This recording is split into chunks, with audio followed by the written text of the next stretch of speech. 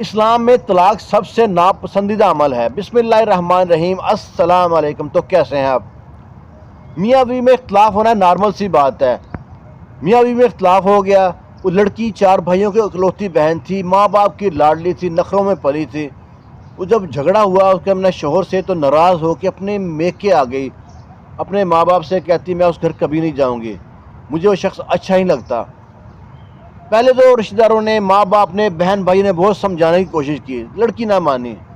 اسی طرح معاملہ چلتا رہا، کئی سال گزر گئے، 5-7 سال گزر گئے۔ تو لڑکی کے ماں باپ نے سوچا کہ نہیں کچھ معاملہ ہوتا، صلح کی طرف جاتا تو ہم اپنی بیٹی کی طلاق لیتے ہیں اور ہم اس کی اور جگہ پہ شادی کر دیں گے۔ اب انہوں نے جناب پیغام پہنچایا لڑکے کے گھر والوں کی طرف کہ ہم فلانے دن آئیں گے، ہمارا سامان ہے، جہیز وغیرہ ہے، وہ ہمارے حوالے کر دیں، جو آپ کا سونا وغیرہ پہنا ہے ہم آپ کے حوالے کر دیں گے اور ہماری بیٹی کو آپ طلاق دے دیں۔ جب لڑکے کے گاؤں میں بات پہنچی ہے نا تو جنگل کی آگ طرح پورے گاؤں پھیل گئی ہے۔ جو گاؤں کے بڑے بوڑھے تھے نا انہوں نے کہا، اس لڑکے کو بلایا، اس کے خاندان کو بلایا، بٹھایا، کہا دیکھو بیٹا، ہمارے خاندان میں، ہمارے گاؤں میں آج تک کسی نے طلاق نہیں دی، یہ طلاق جیسی نحوست ہمارے گاؤں میں نہیں پھیلی ابھی تک، ہم نہیں چاہتے کہ ہمارے گاؤں میں طلاق ہو، اگر آپ نے طلاق دینی ہے تو ایسا کرنا جب آپ کے رشتہ دار آئیں گے آپ کی جھولی میں زیور ڈالیں گے، آپ جھولیا کرنا کہ زیور ہے میری جھولی میں ڈال دیں، جب جھولی میں زیور ڈالیں گے تو آپ نے گاؤں سے باہر دوڑ لگا دینی ہے، آپ کے پیچھے ہم لوگ بھاگیں گے، روکیں گے آپ کو، آپ کے رکنا نہیں ہے، اور گاؤں سے باہر پہنچ کے گاؤں کی حدود سے ختم ہو جائے تو وہاں جا کے آپ کو ہم اجازت دیتے ہیں، آپ طلاق طلاق طلاق کہہ کے طلاق دے دینا۔ انہوں نے کہا ٹھیک ہے۔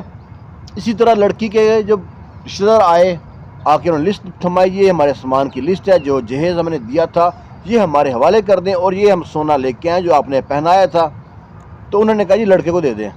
جب لڑکے کے پاس گئے لڑکے نے جھولیا کی، انہوں نے سونا زیور سب ڈال دیا جھولی میں، تو ڈالا ہے تو لڑکے نے وہاں سے دوڑ لگا دی اور اس کے پیچھے اس کا بھائی، اس کا باپ، چاچا، تایا اس کے پیچھے دوڑ لگا دی، سب کو نے رک جا رک جا رک جا بغیر کمینہ کچھ بھی گالیاں بھی دیں، لیکن لڑکا نہ رکا۔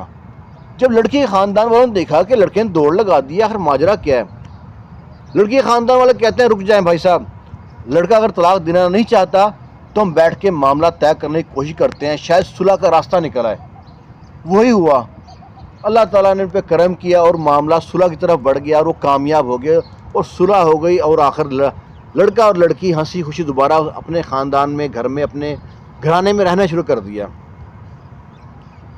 وہ چھوٹا سے ایک کوشش تھی اس کے پورے گاؤں کی کہ اس گاؤں میں کبھی طلاق نہیں ہوئی، اور اس کی وجہ سے دوبارہ وہ خاندان مل کے بیٹھ کے ہنسی خوشی رہنا شروع کر دیا۔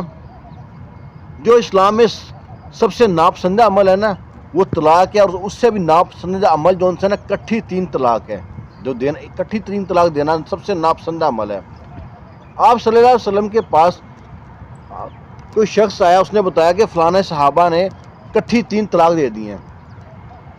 آپ صلی اللہ علیہ وسلم بہت غصے میں جلال میں کھڑے ہو گئے اور کہتے ہیں میرے ہوتے ہوئے اللہ کے دین کا مذاق اڑایا جا رہا ہے۔ تو آپ اتنے غصے میں جلال میں تھے کہ ایک صحابہ کہتے ہیں کہ اگر آپ حکم دیں تو اس بندے کو قتل نہ کر دیں، اس صحابہ کو قتل نہ کر دیں۔